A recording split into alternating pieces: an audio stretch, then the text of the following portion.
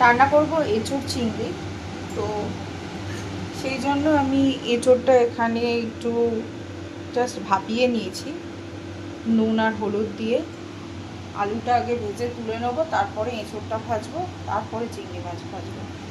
চিংড়ি মাছ এখানে ধোয়া রয়েছে, বাজার থেকে সব ছাড়িয়েই দিয়েছিল, আমি শুধু একটু শিরাগুলো বাদ করে নিয়েছি। এখানে তেলটা গরম বসিয়ে দিয়েছি, এবার আলুগুলো দিয়ে দেবো। আলুটা দিয়ে দিয়েছি এখানে।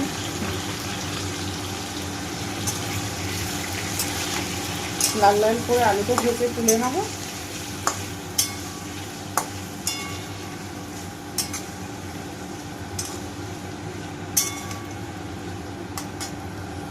এখানে মুনমুন আমাকে আদা রসুনটা বেটে দিয়েছে, টমেটোটাও বেটে দিয়েছে, পেঁয়াজ কাঁচা লঙ্কা কুচিয়ে দিয়েছে। আর আমি এখানে মাংস আর এঁচোড় দুটোর জন্যই এই টক দইটাকে ফেটে নিয়েছি। একটু চিনি দিয়ে ফাটাবেন, দেখুন কত সুন্দর হয়েছে এটা।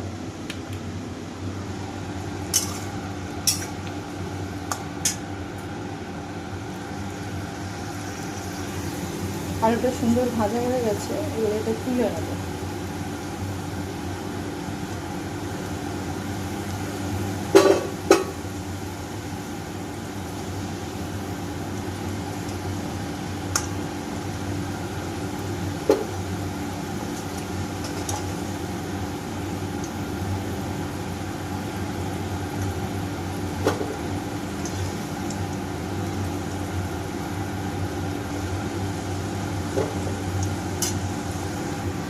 ওই তেলেই আমি এঁচোড়টা একটু ভেজে নেবো, ভেজে তুলে রাখবো, তারপরে মশলা দিয়ে কষবো।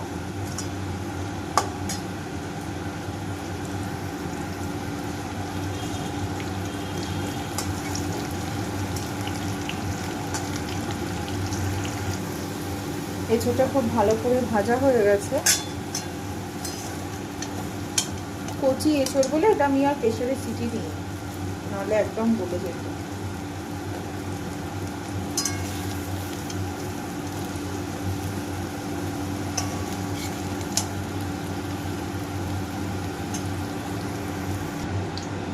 এঁচোড়টা ভেজে তুলে নিয়েছি।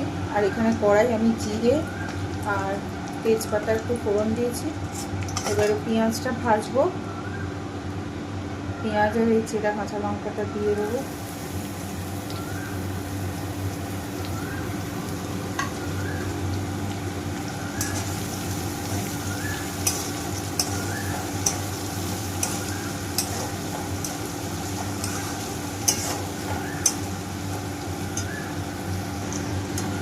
আমি পেঁয়াজটা ভাজার জন্য একটু নুন আর চিনি দিয়েছি, যাতে তাড়াতাড়ি ভাজা হয়ে যায়। এবার গ্যাসটা জোরে দিয়ে কনস্ট্যান্ট স্টার্ট করবো, পেঁয়াজটা পুড়ে না যায়।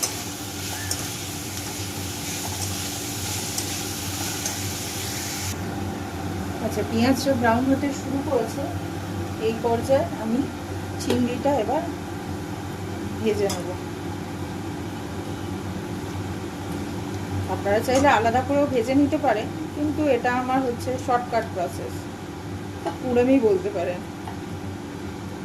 আসলে আমরা যারা চাকরি করি তাদের অফিসের সাথে সাথে ঘরটাও যখন সামলাতে হয়, তখন আমরা অফিসে যেরকম টেকনিক ইউজ করি বা পড়াশোনাতে যেরকম টেকনিক ইউজ করতাম, সেরকম রান্নাতেও সেগুলো অ্যাপ্লাই করি, যাতে কম গ্যাস খরচা হয়, কম তেল খরচা হয়, সময় কি করে বাঁচবে, সবটাই মাথায় রাখতে হয়। এটা যেরকম অফিসের ক্ষেত্রেও প্রযোজ্য, কাজের জায়গাতে, যে সেখানে কম সময়ে কিভাবে কত ফাস্ট কাজ করতে পারবো।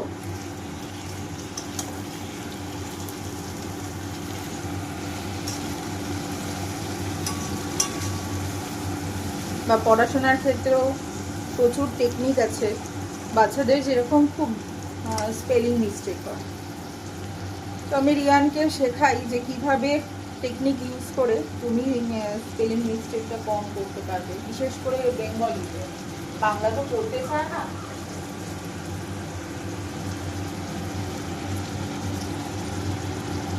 কিন্তু সে শিখতেই চায় না, বারবার করে বলি টেকনিক ইউজ করো, তাহলে তোমার তাড়াতাড়ি হবে। কোন কোশ্চেনটা আগে লিখবে সেই টেকনিকটা দেখে নাও। প্রত্যেকটা জিনিসেরই টেকনিক রয়েছে। বুদ্ধি খাটিয়ে টেকনিক যদি না বার করতে পারো তাহলে তো খুব মুশকিল। কারণ পরীক্ষার সময়তেও তো একটা লিমিটেড টাইম আছে, সেই টাইমের মধ্যে সমস্ত কোশ্চেন পেপার সঠিক অ্যান্সার করতে হবে, তাই না? আর আজকালকার দিনের বাচ্চারা তো কথাই শুনতে চায় না। রিয়ান আমার একটা কথাও শোনে না। তো যদি একটু টেকনিক ইউজ করতো আমার কথা শুনে, অনেক শেখাই ওকে যে এইভাবে এই টেকনিকটা ইউজ কর।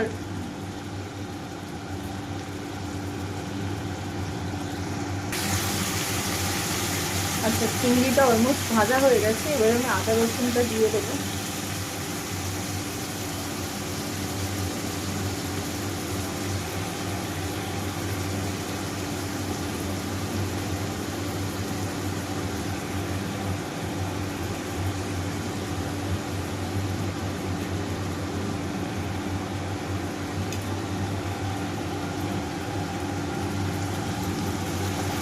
দিয়ে একটু কষবো, তারপর আমি রেগুলারের যত মশলা আছে ধনিয়া, জিরে, হলুদ, লঙ্কা সেগুলো দিয়ে কষবো।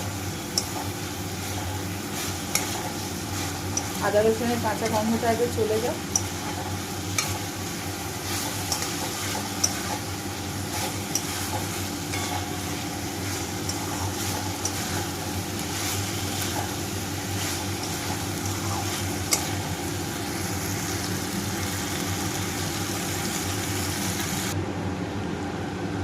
টমেটো দিয়েছি, টমেটো দিয়ে আরেকটু কষবো, তারপরে রেগুলারের মশলাটা দেবো।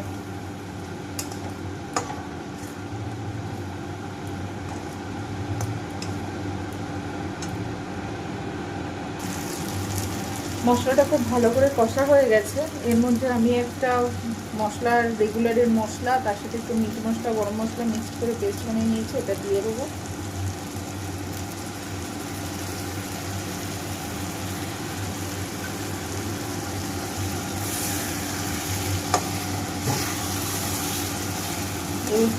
এবার এটা খুব ভালো করে কষবো। আচ্ছা, এটা আমি একটা মশলা বানিয়েছি, যেহেতু আজকে মাটন রান্না করব, আর এঁচোড়ও যেহেতু গাছ পাঠা, তাই এই মশলাটা আমি একটু এঁচোড়েও দিয়ে দেবো।